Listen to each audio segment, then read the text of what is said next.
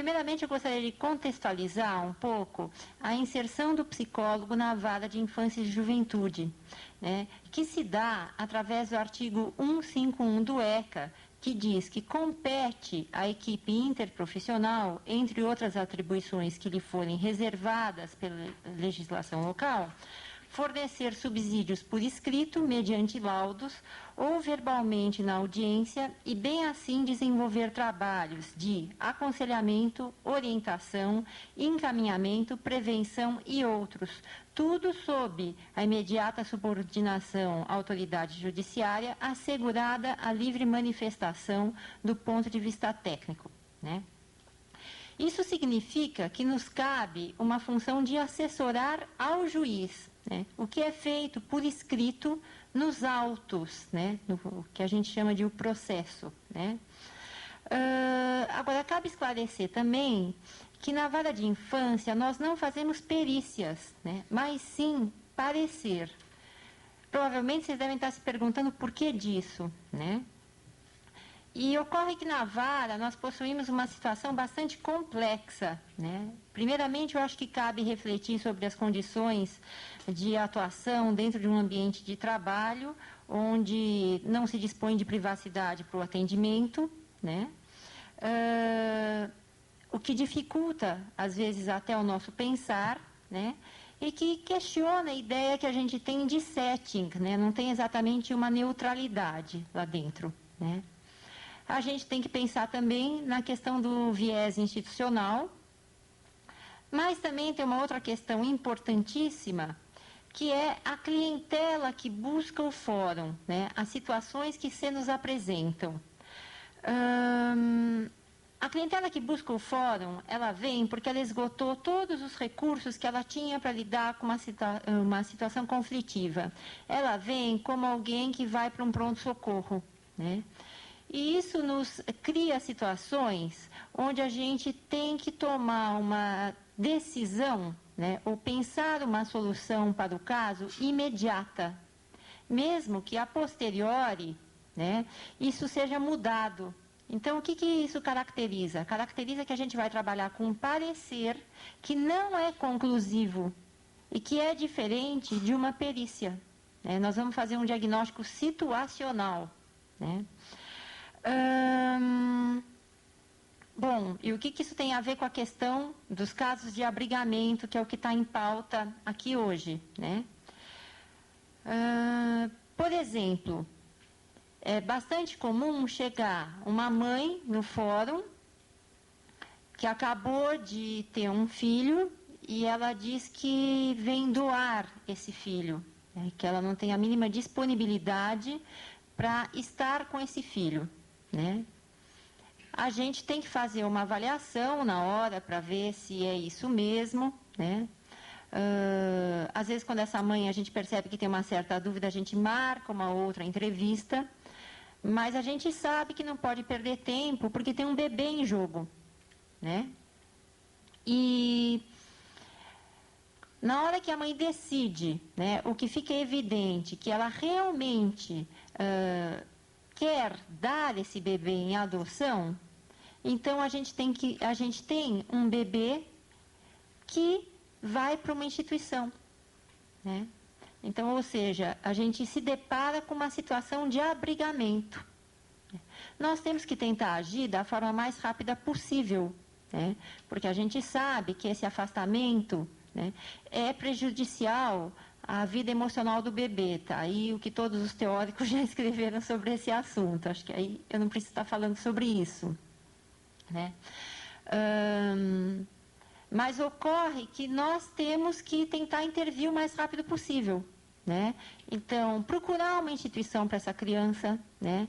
Procurar casais que estejam inscritos para fazer com que essa criança fique o mínimo de tempo numa instituição, né? Esse é um exemplo, né? Nós temos outros exemplos, como, por exemplo, um comissário de menores chega repentinamente com uma criança que foi encontrada na rua. A gente se depara com situações que tem que fazer alguma atuação naquele momento e não é possível fazer um diagnóstico mais aprofundado do caso no momento, né?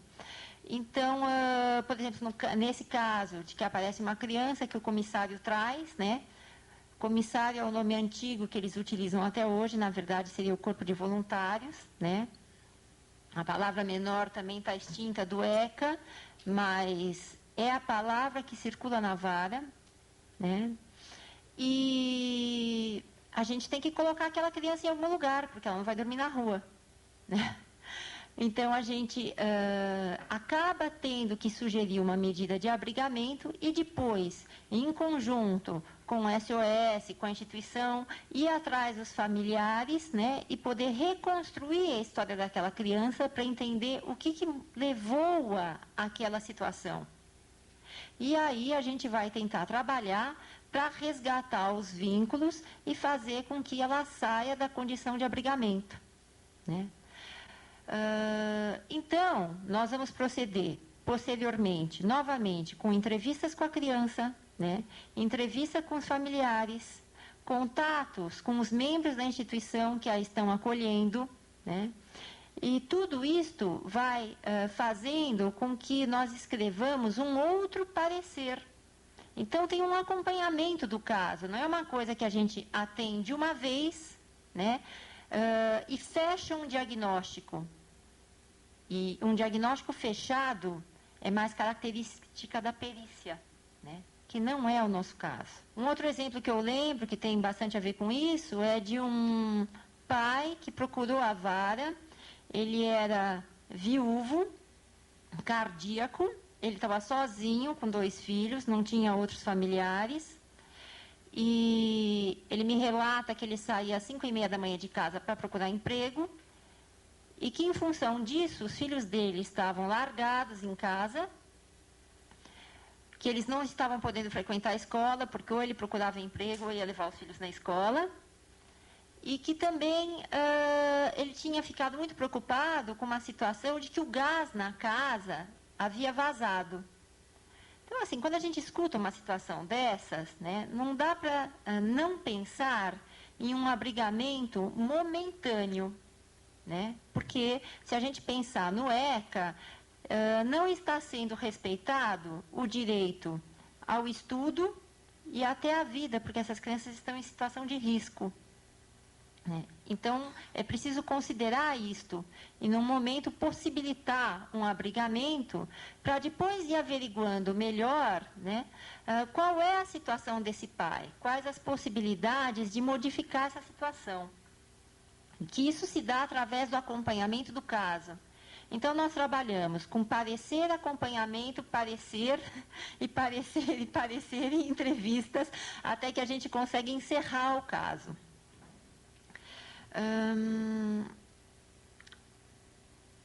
A partir daí, eu acho que a gente pode pensar um pouco no que é importante estar escrevendo num parecer, né? Primeiro, tem que se fazer um parecer numa linguagem simples, clara, levando em consideração que o juiz não conhece o linguajar psicológico e nem tem que conhecer, né? Porque a área dele é outra. Então, não adianta escrever, rechear o relatório de termos técnicos, porque isso vai fazer sentido para nós e não para ele, né? Na verdade, nós servimos como uma intermediação entre o cliente que nos procura, que é a parte, assim que a gente chama, e o juiz, né? Nós fazemos uma tradução, né? Outra coisa que a gente tem que se preocupar no parecer é colocar um diagnóstico, um prognóstico, sugestões técnicas e encaminhamentos. Por exemplo, encaminhamento para psicoterapia. Às vezes, a criança é abrigada em função de toda uma desestrutura familiar, de ordem emocional, e a gente tem que encaminhar todo mundo para uma psicoterapia familiar, por exemplo, né?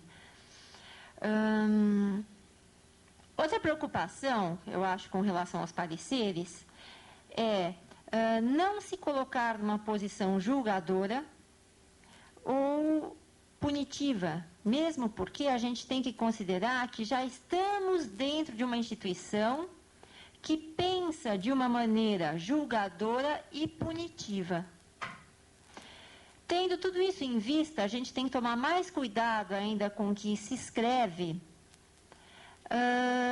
Por quê? Primeiro, quando a gente atende num consultório, o caso está conosco e ponto. Nós podemos até discutir um caso na supervisão, mas é tudo sigiloso. E no Poder Judiciário, esse sigilo acaba não existindo, porque o processo, né, tramita por várias mãos. Né? Vai passar pelo Ministério Público, vai passar pelo juiz. Se tiver advogado, o advogado vai ler e pode até relatar para o próprio cliente o que é que estava escrito lá. Então, nós temos que considerar isso. Né? E até mesmo os cartorários, né, que mexem com o processo, que é quem manda para o Ministério Público, para o juiz, que tomam conta do andamento processual, os próprios cartorários vão acabar lendo isso. Então, se eu escrevo num relatório, né, que a mãe de tal criança é esquizofrênica, isso pode ser entendido como assim, ela é esquizofrênica, né, sempre será, e aí todo mundo vai sair comentando que aquela mãe é louca. Né? Então, nós temos que tomar assim, um extremo cuidado com o que a gente escreve, né, para não expor o cliente. Né? Eu acho que essa é uma questão super séria e ética até. Né? Outra coisa é que nos nossos pareceres, nós não podemos afirmar com certeza, mas sim que aquele caso tende a isto ou aquilo. E é preciso lembrar que, na verdade, a instituição do direito sempre espera que algo seja afirmado com certeza. E nós estamos funcionando de uma maneira diversa. Né? Outra preocupação no que concerne aos pareceres é não usar a linguagem do direito. Primeiro, porque descaracteriza o papel profissional do psicólogo, pode ser visto como invasão de área, né? E ter em mente que a atribuição de medidas cabe ao juiz.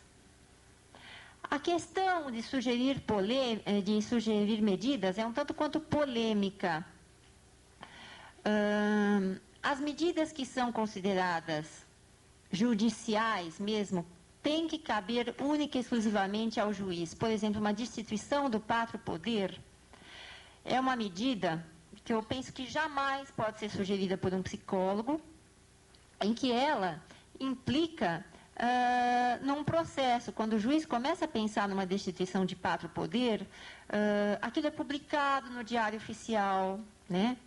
A mãe é chamada para a oitiva, para assinar a destituição, ou tem todo um processo até que saia a sentença de destituição. Então, é um trâmite bastante judicial. Agora, eu penso que, por exemplo, num caso de abrigamento, chega até a ser difícil a gente não escrever na sugestão, não escrever a palavra abrigamento, porque nós vamos escrever no parecer que a criança está desprotegida, que ela não pode ficar na rua, logo a gente está falando a palavra abrigamento. Acho que não tem como sair disto. Agora, também a gente tem que considerar que o abrigamento é considerado uma medida de proteção, assim como o encaminhamento para tratamento médico ambulatorial, que inclui também o tratamento psicológico. Então, acho que é bastante diverso, acho que não tem problema com relação a sugerir aquilo que é uma medida de proteção apenas.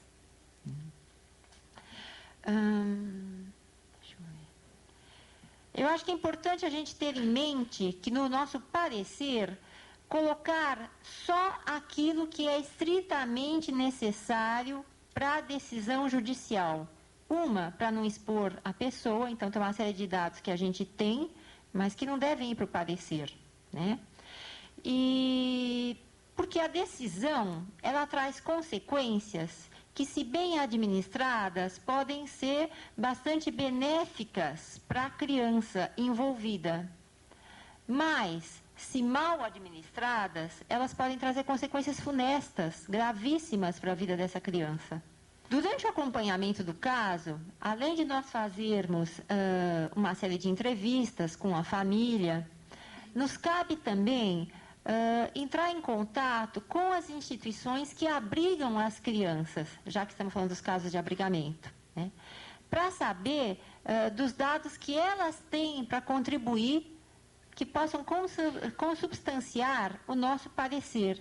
Por exemplo, já aconteceu várias vezes, a mãe vem na entrevista psicológica e ela diz que ela tem visitado sempre o filho, ela afirma isso, né? E diz, olha, eu quero logo levar meu filho para casa.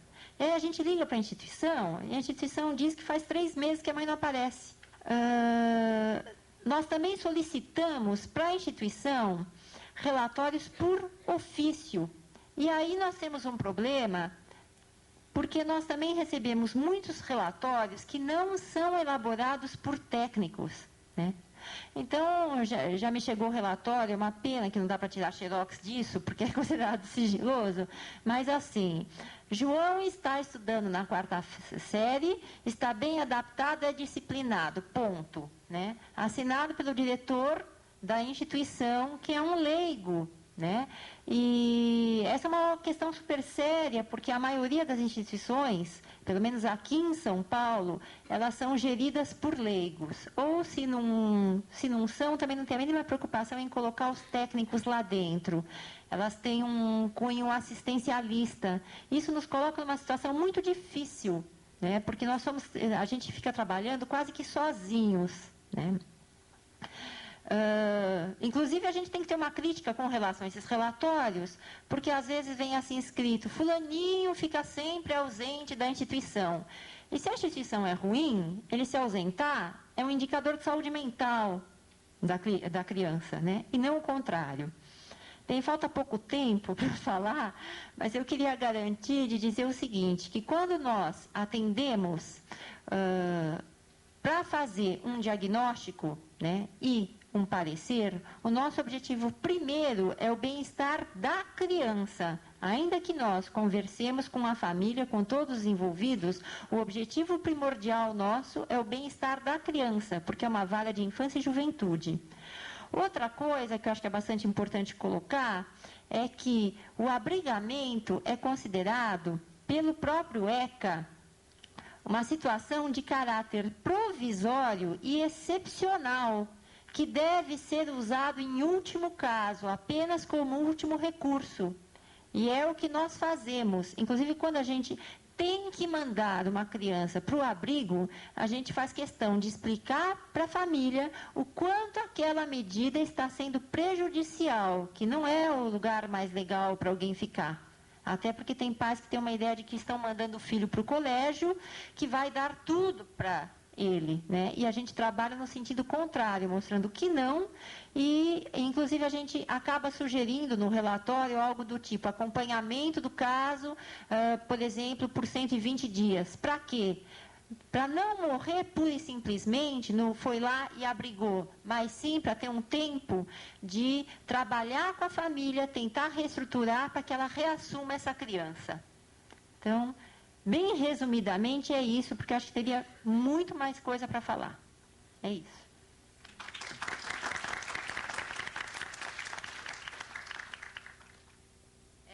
Eu pertenço à mesma instituição que a colega, né? Somos do Tribunal de Justiça, então eu vou reforçar aí a atribuição do psicólogo dentro do tribunal.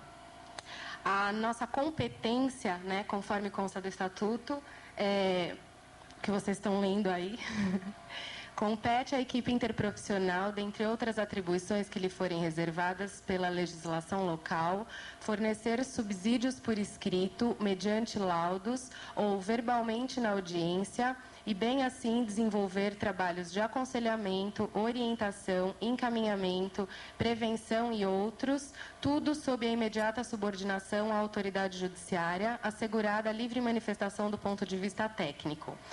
Porém, né, eu sou da vara especial da infância e juventude, então, especificamente, a nossa população, a nossa clientela, são os menores infratores. Então, eu vou dar uma caracterizada na população que a gente atende para vocês poderem saber quem é esse sujeito a quem eu estou me referindo. Esses são dados estatísticos que foram levantados pelo Ministério Público e correspondem ao número total de adolescentes atendidos no segundo semestre de 1998.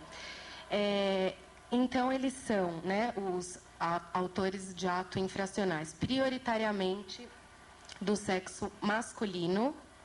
A maioria se encontra aí na faixa dos 17 anos.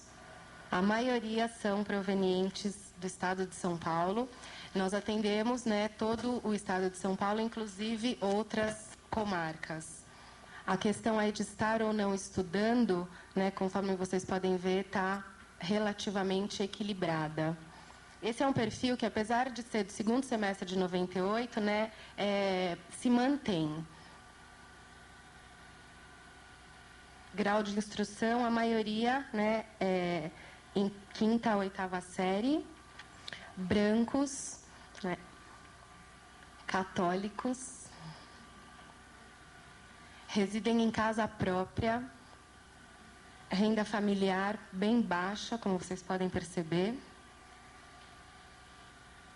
Esse é um dado surpreendente até, né? A maioria não usuários de drogas, a maioria primários, né? Ou seja, primeiro cometimento do ato infracional. E aí caracterizando, né, os atos infracionais que nos chegam. Artigo 157 ali, na legenda onde vocês estão vendo, é roubo. Artigo 155 é furto. Artigo 309 do Código de Trânsito é dirigir sem habilitação. Artigo 129 é lesões corporais. Artigo 10 é porte de arma. Artigo 16, porte de entorpecentes. Artigo 163, dano ao patrimônio público. Artigo 12, tráfico, né, e outros, que aí entrariam todas as outras categorias. Eu gosto muito dessas transparências, né, para caracterizar a clientela que a gente atende, porque ela contradiz, né, muito do que o senso comum pensa a respeito dos infratores, né, dos adolescentes que estão institucionalizados. Então, aparece aí um forte fator social, né, como vocês puderam perceber, e assim, muitos dados que realmente acabam surpreendendo a gente. Nós vamos atuar especificamente lá na vara com os adolescentes que recebem medida de internação. Então, é aquela parcela lilás, ali do lado, corresponde a 33,58, né, de todos os atos infracionais que chegam lá no fórum, são esses os que vão receber a medida de internação, esses vão para a FEBEM. Então, assim, vou falar um pouco como a gente faz a nossa avaliação. Com relação ao nome, primeiro, né, laudo psicológico. Como a colega falou, né, elas não sentem a vontade de usar a palavra, elas usam parecer. A gente não tem muito definido, então fica a critério de cada técnico. Alguns usam relatório psicológico, outros usam estudo psicológico, outros usam avaliação psicológica e outros usam laudo psicológico. Eu acho que essa é até uma questão que eu queria deixar, né, para o final, deixar essa pergunta, o que vem, né, de fato a ser um laudo, uma vez que espera-se que seja uma coisa, né, uma perícia, alguma coisa definitiva. Será que a psicologia tem instrumental, né, para falar de alguma coisa definitiva quando a gente está falando de ser humano? Então, assim, o que a gente usa como técnica, né, nas nossas avaliações são entrevistas individuais e conjuntas com o jovem, familiares e responsáveis. Quantas entrevistas forem necessárias, aplicação de testes a critério do profissional também, alguns usam mais, outros menos. Dependendo do motivo, né, do pedido do estudo, a gente usa, às vezes, testes psicométricos para ver se há algum déficit cognitivo, e a maioria testes gráficos e projetivos. abordagem reflexiva e orientação sempre, né, junto ao jovem e junto à família, contato telefônico com os assistentes sociais e psicólogos da unidade onde o adolescente está internado, e discussão de caso com o serviço social sempre, uma vez que é um trabalho multidisciplinar, né, e a conclusão tem que ser única. A princípio, assim, ela não teria que ser única. A gente toma esse cuidado dela ser única para que seja uma coisa chegue uma coisa coerente na mão do juiz. Porque uma vez que o nosso relatório vai servir para orientar a decisão judicial, é importante que ele seja coerente, né? Quer dizer, o ponto de vista psicológico e o ponto de vista social tem que apontar para a mesma conclusão. Porque, senão, em vez de elucidar o caso, vai confundir o caso para o juiz, né? Veja bem, nós estamos falando de um adolescente que está institucionalizado numa instituição que a gente sabe que está passando por um momento complicadíssimo, né? Uma situação caótica dentro da FEBEM. Então, muitas vezes, esse adolescente chega para a gente já com uma história de vida bastante brutal, né? Brutal no sentido de brutalizado mesmo, e ele vai parar, né, numa instituição que também é brutalizante. Então, ele vem para o exame despedaçado psicologicamente. Quando eu falo sobre a aquisição de novos valores ético-morais, entre aspas, o ECA preconiza aí, né, que a instituição tem um objetivo de ressocializar o adolescente, e a medida se chama socioeducativa, né, porque ela tem esse objetivo ressocializante. Entretanto, a gente tem visto, né, que a FEBEM tem passado por uma reestruturação e até ela se organizar, muitas unidades estão sem atividades socioeducativas, que são as atividades pedagógicas, os atendimentos técnicos, as atividades profissionalizantes. Então, é complicado, né, quando o promotor pergunta nos autos a respeito de aquisição de novos valores ético-morais, né, num ambiente onde os valores ético-morais que estão vigentes são bastante questionáveis. Mas, de qualquer maneira, né, a gente espera que a situação melhore. Eu estou falando de da situação atual do adolescente que tem chegado para a gente para ser avaliado depois de um período institucionalizado. A pergunta do juiz é: este menino está pronto para ser desinternado, para receber uma progressão de medida? Eu gostaria de falar um pouquinho sobre as dificuldades, né, que a gente encontra na elaboração dos laudos. Além, né, da questão da linguagem, como eu já disse, a linguagem psicológica e a linguagem jurídica. A linguagem psicológica busca a singularidade, a linguagem jurídica busca a normatização.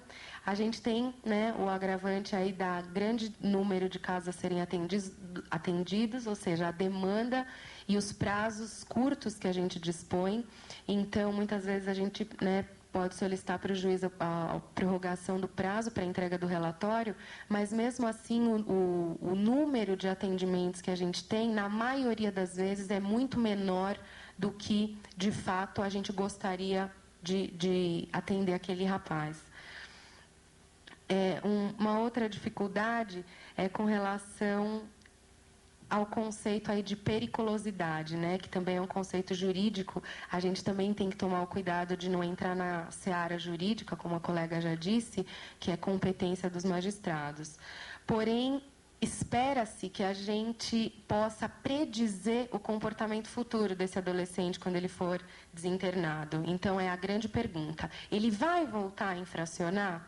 Né? E que a gente sabe que a gente não tem instrumental para estar respondendo, né? Porque somos psicólogos e não videntes. Uma outra coisa que eu acho importante estar falando, né, é que nós evitamos colocar diagnóstico. E isso é muito importante na medida em que não é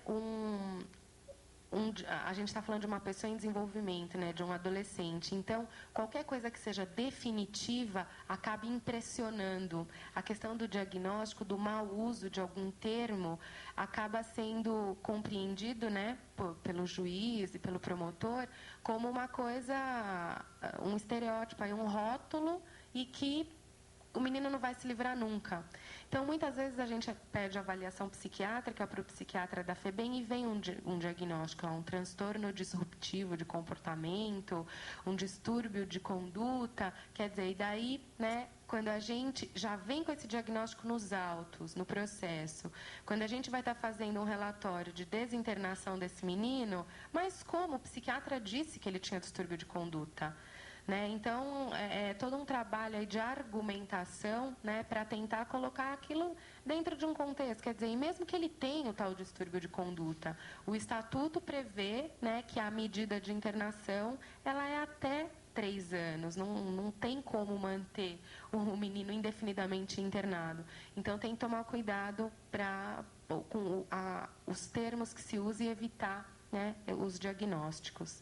Os atos infracionais, eles se inscrevem no momento específico da vida daquele menino e eles aparecem como a gente chama de atos sintomáticos, né? Então, assim, eu estou chamando de atos sintomáticos, né, a resultante da soma dos elementos estruturantes faltantes, né? Então, seria assim, a dificuldade de simbolização daquelas carências, né, estruturais, existenciais, aí, que abarcaram a existência daquele menino, e, em virtude dessa dificuldade de simbolização, essa passagem ao ato, né, como um sintoma, né, de alguma outra coisa e que acaba se revelando aí no social mesmo. O que eu tinha para falar era isso, e eu gostaria de deixar, né, em vez de deixar uma conclusão ao término da minha exposição, deixar uma pergunta.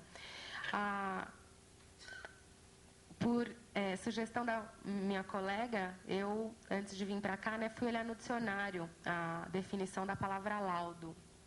E está escrito assim, né? Laudo é uma peça escrita, fundamentada, na qual os peritos expõem as observações e estudos que fizeram e registram as conclusões da perícia, né? Então, assim, deixar uma pergunta mesmo no ar a respeito, assim, sobre o que a gente está fazendo, né? Tomar muito cuidado sobre tudo que é conclusivo. Quando se fala, né, a colega do parecer conclusivo, a gente também apresenta um parecer. O relatório que não tem uma sugestão, normalmente ele volta, porque o juiz quer que a gente apresente uma sugestão, né, contrário da colega. A gente precisa apresentar uma sugestão e o juiz vai decidir em cima da nossa sugestão, assim, coloca no despacho dele, baseado no estudo da equipe técnica do juízo, né, progrido a medida ou não progrido a medida. Então, assim, tomar cuidado mesmo com o que a gente está fazendo e o uso que a gente está fazendo, né, deste saber que não deixa de ser um poder. Muito obrigada. O adolescente envolvido com a violência, né, quer como vítima, quer como agente de violência, é uma das feridas do nosso tempo, né? E aí, como tratá-la, né? Como tratar dessa ferida? E em que o laudo psicológico destes adolescentes nos auxilia nessa tarefa? Conhecer o adolescente para quê? Qual a finalidade do laudo hoje, né? Como ele é usado? Eu penso que responder essas perguntas nunca foi tão pertinente e tão difícil como nos tempos em que nós vivemos aqui em São Paulo. Os psicólogos envolvidos no trabalho junto aos adolescentes, autores de ato infracional, na vara especial, no Departamento de Execuções da Infância e Juventude, na Unidade de Abrigo Provisório da FEBEM ou nos diferentes programas de execução de medidas socioeducativas e, particularmente, aqueles psicólogos que trabalham com a medida de privação de liberdade, hoje precisam responder estas perguntas para que a sua ação técnica seja, do meu ponto de vista, ética. Agora, construir estas respostas é uma tarefa a ser realizada, sem dúvida, com o respaldo da categoria profissional. Deixou de ser uma questão individual de cada psicólogo, da intimidade de seu trabalho com aquele adolescente que está ali na sua frente, o que ele irá fazer com os relatos da violência institucional, com as marcas do corpo do jovem, depois da última rebelião ou da última transferência, como aquela para Franco da Rocha que está nos jornais. O que ele irá fazer com as condições que não existem, não é? As condições minimamente dignas para garantir a sobrevivência física e psíquica. O que ele irá fazer com o terror do adolescente que está no seguro, lá dentro, preso dentro da FEBEM e preso de novo, não é? Protegido dos demais, porque pode ser agredido ou morto na próxima rebelião. E aqui uma pergunta impertinente. Isto tudo deve constar no relatório técnico? Por que que não consta? Qual o compromisso que nós temos com as instituições, com o Poder Judiciário, com o Executivo, que nos impede de assumirmos radicalmente a vocação da psicologia, que é estar ali onde a dignidade está ameaçada e onde não existe mais a palavra, né? Hannah Arendt diz num dos escritos dela que a violência é muda. Se perdermos ou não exercermos o direito à palavra, que é a nossa única arma, nós corremos o risco, como nos ensinou Basaglia há muito tempo atrás, de usar a técnica como falseadora, encobridora, legitimadora da violência. E estamos também nós submetidos à condição de violência. Bem, quais outras questões a gente pode pensar que são preliminares à discussão técnica da elaboração de um relatório, de um laudo, de um estudo de caso, de um parecer psicológico, não é, sobre o adolescente? Eu consigo pensar em pelo menos mais uma, e ela aparece sempre em momentos de superlotação e de crise do sistema de atendimento.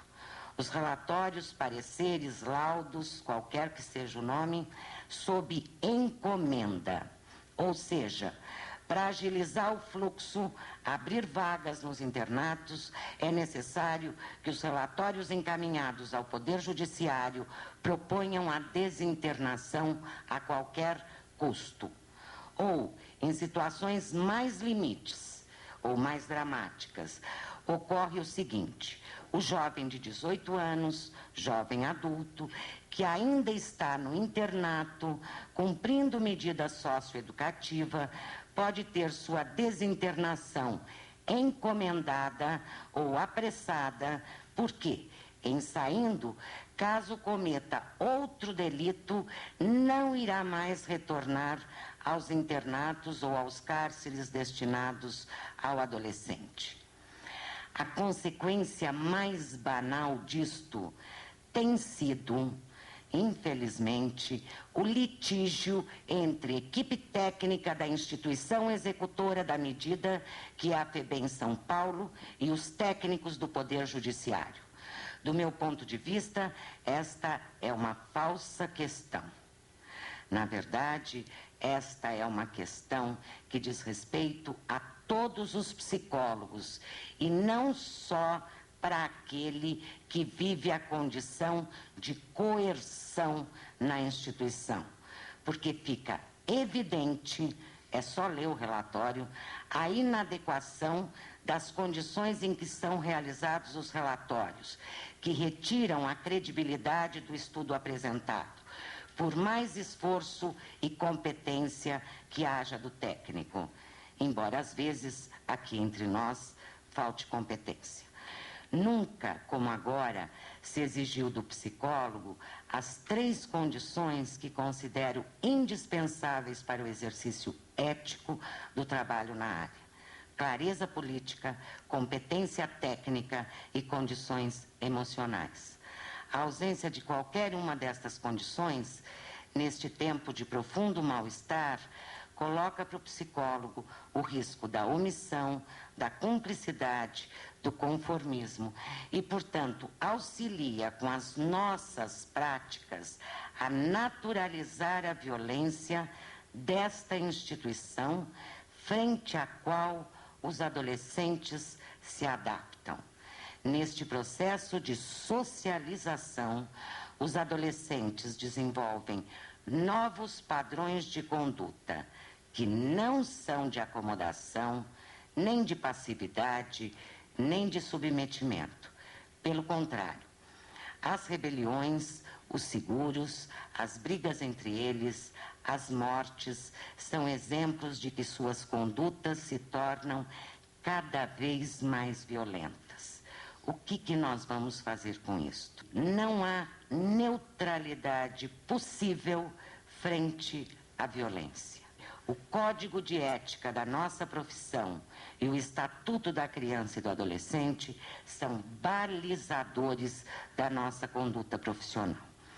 Neste contexto, então, como usar paradigmaticamente a situação de elaboração do relatório técnico como ocasião de cuidado, acolhimento e contato significativo com o jovem?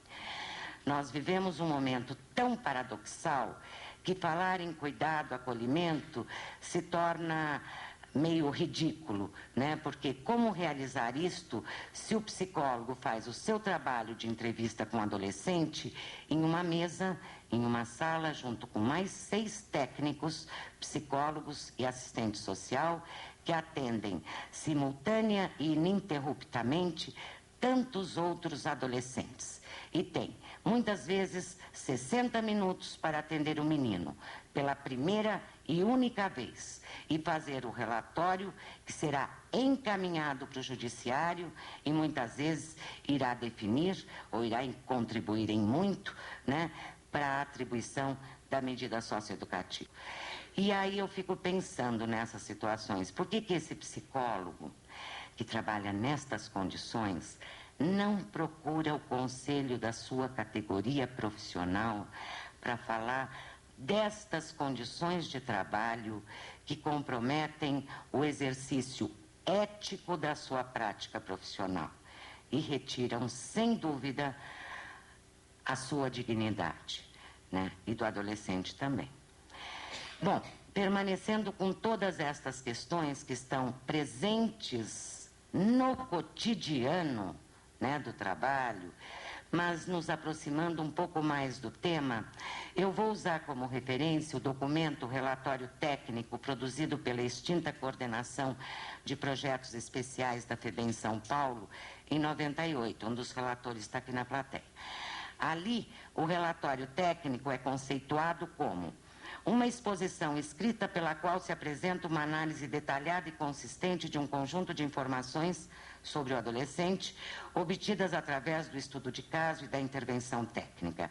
Para isso, o técnico deve conhecer, atender e orientar o adolescente, sua família, outras pessoas significativas de sua rede de relações, estabelecendo vínculos de confiança e apoio no processo de acompanhamento institucional. Estas são as condições para obter os dados considerados importantes para a elaboração do parecer. Outras estratégias de coleta de dados, como já foi colocada aqui, podem se acrescentar aplicação de testes, e eu acrescentaria particularmente uma que neste momento é bastante difícil, né? Que é a coleta de dados também junto aos demais trabalhadores da instituição, particularmente aqueles que convivem com o adolescente na rotina e no cotidiano institucional. Qual é a finalidade desses relatórios técnicos? É subsidiar as decisões do Poder Judiciário e aquelas decisões relativas ao atendimento do adolescente no fluxo interno da instituição. Isto é, qual a unidade do sistema de internação é, ou deveria ser, a mais compatível pela proposta de atendimento que ela tem com o perfil deste adolescente, né? Este é um nível de uso. O outro é, quais serão os encaminhamentos específicos para este adolescente, e que o relatório também pode apontar. Bem, as concepções sobre a adolescência, né, o delito, a produção da prática do ato infracional, né, irão fornecer as referências onde os dados sobre aquele adolescente irão se inscrever e ganhar significado. Quando o psicólogo não consegue superar sua referência de classe social, de padrões culturais e ideológicos, de aspectos emocionais não elaborados, o horror frente a alguns delitos. Estes aspectos, sem dúvida, atuam como crivo, como referência para avaliar o jovem. Nestas circunstâncias, então, o objetivo passa a ser julgar uma função que não é nossa, né? E não conhecer. Esta avaliação, muitas vezes, aparece contaminada pelos referenciais também de senso comum e de moralidade do psicólogo. Quando ele caracteriza, e eu penso que isso se revela bem, quando ele caracteriza o adolescente enfaticamente por aquilo que ele não tem. São exemplos repetitivos nos relatórios. Ele não tem controle dos impulsos, ele não tem juízo crítico, ele não tem família estruturada, a gente poderia perguntar hoje em dia quem tem, né? Ele não tem escolaridade compatível com a idade, embora este dado esteja mudando, né, como a Simone apresentou. Enfim, é a caracterização das ausências usadas para justificar a prática do delito. E o que o adolescente tem, interesses, necessidades, preferências, competências, medos, sonhos, é desvalorizado. Não consta do relatório. É como se fizéssemos aquilo que o Foucault nos alertou muito lá atrás, em Vigiar e Punir, né? Buscamos, para além do delito, a identidade do delinquente. E se pesquisamos a sua história de vida, é para nos certificarmos que muito antes do crime já havia o criminoso, né? Esse modo de conhecer, a ênfase nos aspectos destrutivos da dinâmica psíquica, da conduta, demonstra, sem dúvida, um centramento no delito e uma tendência a compreender, né, pela ótica da psicologia, a prática do ato infracional, que é, nós sabemos, um fenômeno multideterminado, cuja compreensão exige um saber, né, não é mais nem multidisciplinar, é transdisciplinar, pois os fatores de ordem cultural, econômico, histórico, social, jurídico, político, estão imbricados na produção do delito, os psicológicos também. E isto vai se revelando em cada história de menino. Pensar, né, nesta ótica não significa negar a prática da violência, da crueldade por parte do adolescente. Contudo, significa inscrever esta ação na sua história pessoal, que está relacionada, sem dúvida, com a história da sua classe social, dos seus grupos de pertencimento, com os valores da cultura que constituem o clima de sociabilidade onde essas novas gerações, esses adolescentes que são atendidos por nós, se formam, constituem sua identidade, onde se produzem as novas subjetividades que nós não conhecemos, enfim, onde se realizam os novos percursos existenciais. A psicologia, no processo de conhecer o adolescente, pode funcionar, sem dúvida, e aí funciona mal, como uma psicologização, um reducionismo.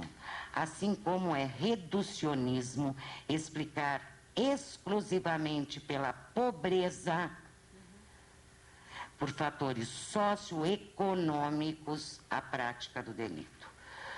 Aí, no caso nosso, a gente faz o reducionismo do determinismo psíquico, né? Penso que o desafio é compreender as condições objetivas de vida na constituição do sujeito, né? Em cada novo caso a ser estudado. Para isso, é necessário considerar, sem dúvida, na elaboração, mesmo que seja do parecer psicológico, os conhecimentos e os dados das outras especialidades do conhecimento.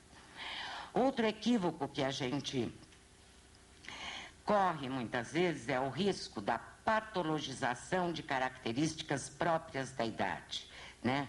A adolescência, que em muitos casos a situação de internamento exacerba. Um exemplo disto é o modo como compreendemos a agressividade destes adolescentes, exclusivamente, no caso destes adolescentes aqui, exclusivamente no seu referente da destrutividade. Como se a adolescência normal não se caracterizasse também pela intensificação dessa conduta que se expressa na rebeldia, no confronto com as regras, com a autoridade, na porta que bate, etc. Né? Para superar esse equívoco, gente, na verdade, o único remédio é estudar, é se atualizar.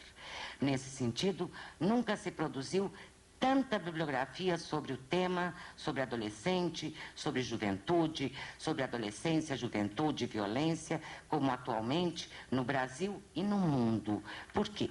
Porque nós lidamos com um fenômeno, o envolvimento do adolescente com a violência, que é, na verdade, um fenômeno universal, que existe em países pobres e em países ricos, né? Mais um equívoco no relatório, muito presente nos relatórios, e que a Simone falou alguma coisa, é utilizar a vida institucional do jovem, a sua docilidade, submissão às normas ou não, como indicador de sua vida extra-institucional, como se isso fosse um bom preditor de comportamento de adaptação às normas da coletividade.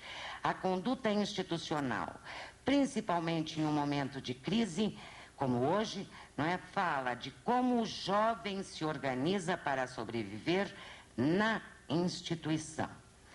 Como considerar, neste momento, esta conduta institucional para compreender melhor o adolescente? Como considerar a conduta transgressora do adolescente dentro da instituição, em uma instituição que também é transgressora das suas obrigações mais básicas. Ao propor a transferência de jovens para esses estabelecimentos do sistema penal, será que a instituição não está, e todos nós que ali trabalhamos, né, formulando e propondo como destino e lugar social para uma parcela da juventude o lugar de criminoso?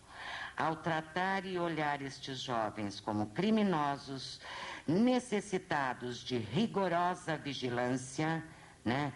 Os banheiros que tem a privada lá em Parelheiros, né?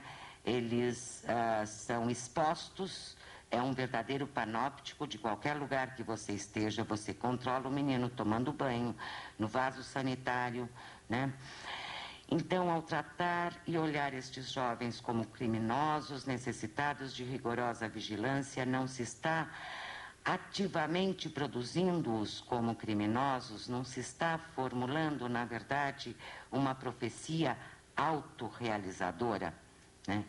Eu penso que é um momento crítico, né, esse que a gente vive, em que nós, aí penso que nós psicólogos, né, temos uma responsabilidade particular com relação a isso. Eu penso que nós precisamos direcionar a nossa razão, os nossos pensamentos e sentimentos na construção de outros possíveis futuros para as novas gerações, né? Incluindo e os adolescentes em conflito com a lei. É isso, gente.